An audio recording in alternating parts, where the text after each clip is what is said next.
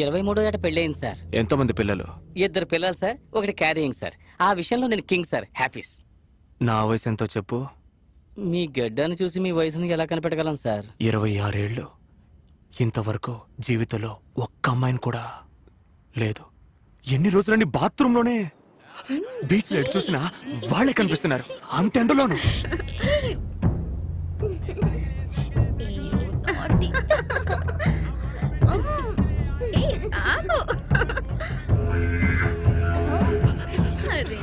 ఆ రోజు ఎండ 2 డిగ్రీలు ఎక్కువే మండింది. నడినెత్తిన డామ్ అనేదో పేలినట్టయింది. తీశాను, కాల్చాను.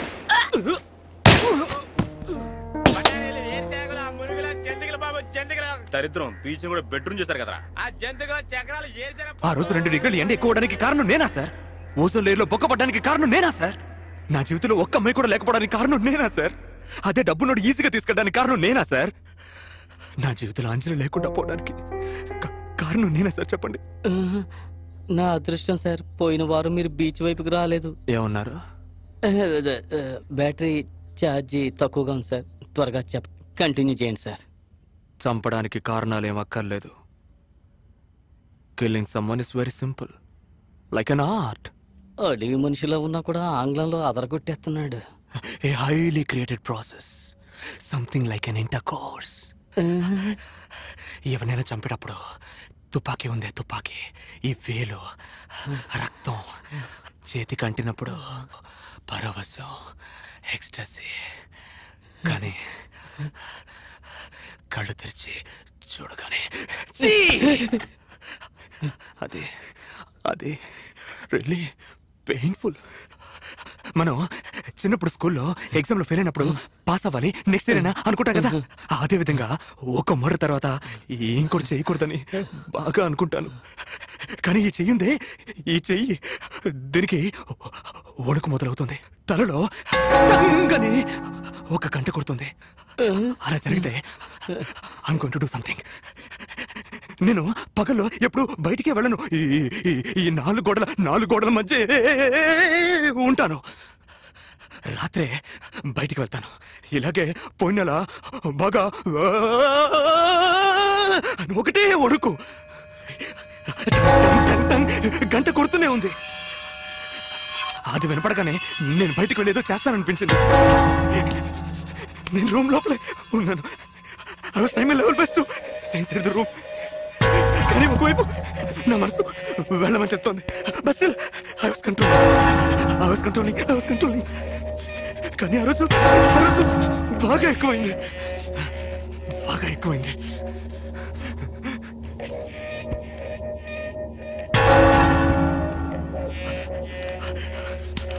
ఆ తర్వాత తలుపు తెరిచేద్దామని వెళ్ళిపోయాను.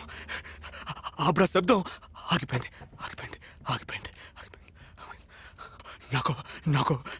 నాకు మళ్ళీ ఆ శబ్దం వినపడుతుందేమోనని భయం.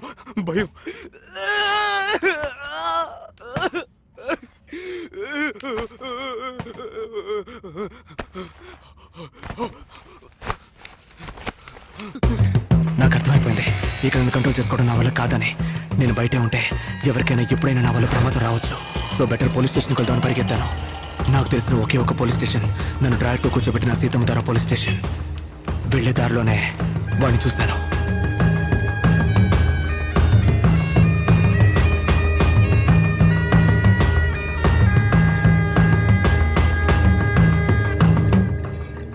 బాయ్ సెల్ ఫోన్ బయట పెట్టావేంటి? తీసి లోపల పెట్టవా? వెంట్రుకతో సమానంగా బతికేవాడు మనిషి కాదు, మానం మన ప్రాణం.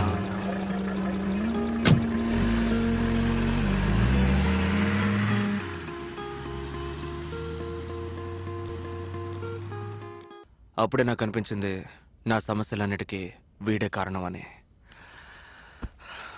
ఊళ్ళో ఎంతోమందిని లేపేశాను, ఆ ఇన్స్పెక్టర్ని కూడా లేపేస్తుంటే ఓ పని అయిపోయి ఉండేది. వీడే నేను వేసుకోవాల్సిన మాత్ర. బట్ ఒక ఇన్స్పెక్టర్ని చంపడం అనేది తేలికైన విషయం కాదు. So I planned it. ఒక వారం పాటు వాడు ఎక్కడెక్కడికి వెళ్తున్నాడో వాడిని ఫాలో చేశాను. అప్పుడే కనిపెట్టాను, ఊళ్ళో ఉన్న బార్లన్నీ మూసేసి ఒక పబ్లిక్ గ్రౌండ్ లో జీప్ ఆపి అందులో ఒక బార్ ఓపెన్ చేసి జాలీగా ఉంటున్నాడని.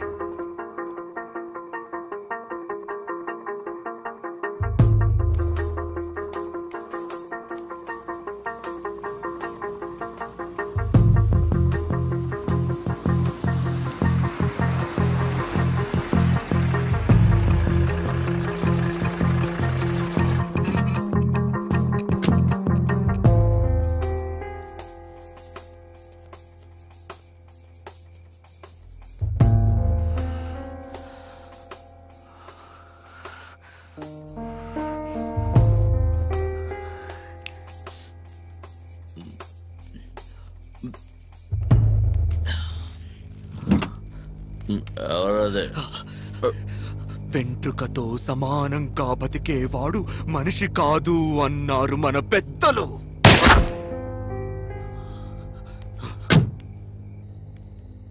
నాలో ఉన్న క్రూరత్వం నశించినట్టు అనిపించింది. నా మనసు ఎంతో తేలిగ్గా ఉంది. హత్య చేయాలనే ఫీలింగ్ ఇకెప్పటికీ రాదు అనుకున్నాను. ఆ అరుపులు, ఆ ఏడుపు నన్నేదో చేసేసాను. ఎన్నో చేశాను, కానీ ఎవరికైనా ఉపయోగపడే విధంగా నేను ఇంతవరకు ఏదీ చేయలేదు. ఇప్పటికైనా ఏదైనా మంచి పని చేయాలని నా మనసు కనిపించింది. అది ఎవరో చూడరా.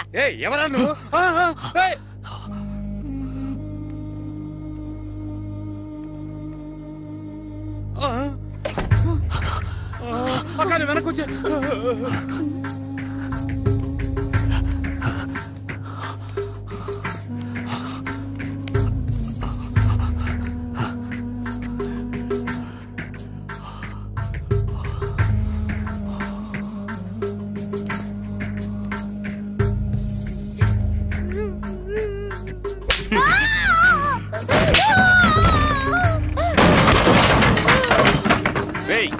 ఎవరా నువ్వు?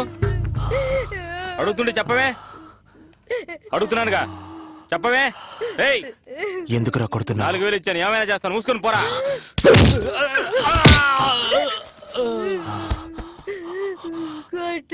చెప్పండి. దేవతలా చూసిన అమ్మాయిని వేసేలా చూస్తే ఎలా ఉంటుంది సార్?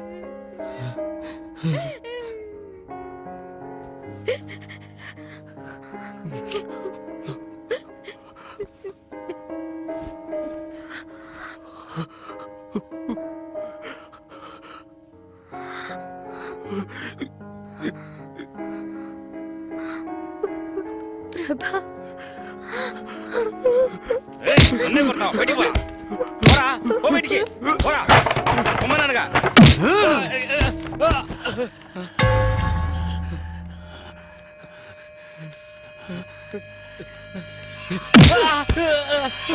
నాలుగు వేలిస్తే ఏమైనా చేస్తావా? నీ కలిగే ఆ నొప్పేగా తనకి. అదే రక్తమే కదరా, అదే మాంసమే కదరా.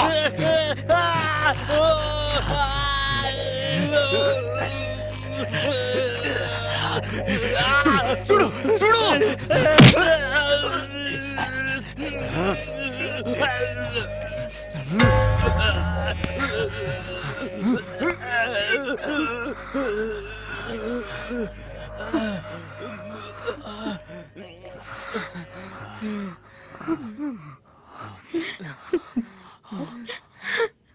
ముందు ఇక్కడి నుంచి వెళ్ళిపో.